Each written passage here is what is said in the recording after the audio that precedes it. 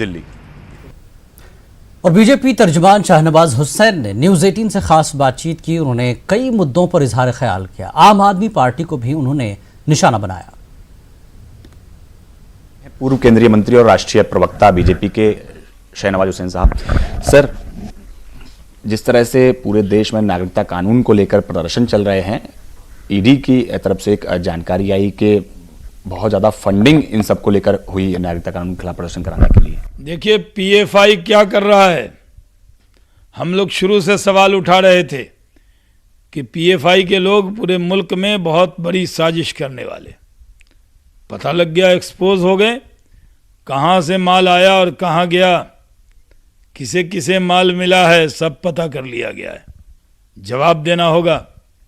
इस देश में सब कुछ बर्दाश्त किया जा सकता है, लेकिन इस देश में तिरंगा के नीचे बैठकर देश तोड़ने की साजिश करने वालों को जवाब दिया जाएगा। क्या वजह है, क्या कारण है, किस तरह की जबान बोली जा रही, कौन लोग इसके पीछे हैं, सबकी जांच हो रही है और कार्रवाई होगी। सर, लेकिन जिस तरह से दिल्ली चुनाव चल रहा है और लगातार अब शाहीन बाग एक केंद्रीय मुद्दा बन गया है उस पूरे दिल्ली चुनाव को लेकर, अमित शाह जी कह रहे हैं कि इतनी तेज बटन दबाइए, करंट शाहीन बाग तक जाए। अरविंद केजरीवाल कह रहे हैं कि आप खाली क्यों नहीं कराते, आप तो गृह मंत्री हैं। देखिए, आम आदमी पार्टी पूरी तरह से एक्सपोज हो गई है। मनीष सिसोदिया कहते हैं कि हम शाहीन बाग के साथ खड़े हैं। केजरीवाल साहब कहते हैं कि जरा फोर्स भेजिए, वहां खाली कराइए। कौन जिम्मेदार है शाहीन बाग के धरने का, ये दिल्ली की जनता जानती है।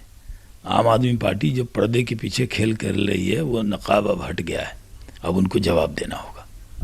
लेकिन सर, केजरीवाल तो ये भी कह रहे हैं कि आपने पूरी टीम लगा दी है, 200 सांसद, 70 मंत्री, तमाम और नेता। नहीं, हम तो टीम के साथ काम करते हैं। हम अरविंद केजरीवाल जी की तरह अकेले थोड़ी हैं। वो तो अपनी पूरी टीम को हटा दिया। योगेंद्र यादव, आशुतोष जी, प्रशांत भूषण, कितने लोग थे, सबको हटा दिया। वो तो अकेला चलो वाले हैं। हम तो टीम वर्क से काम करते हैं। क्यों घबरा रहे हैं? इस तरह जो आप घबरा रहे हैं, क्या गम है जो इसे छुपा रहे हैं? लेकिन सर, जिस तरह से आपके पार्टी के तमाम नेता भी बयान दे रहे हैं, चाहे केंद्रीय मंत्री अनुराग ठाकुर हों या प्रवेश वर्मा हो, उनका बयान है कि ये भीड़ जब घरों में जाएगी तो बलात्कार करेगी, मारेगी, जब मोदी और अमित शाह हर जगह नहीं होंगे बचाने के लिए।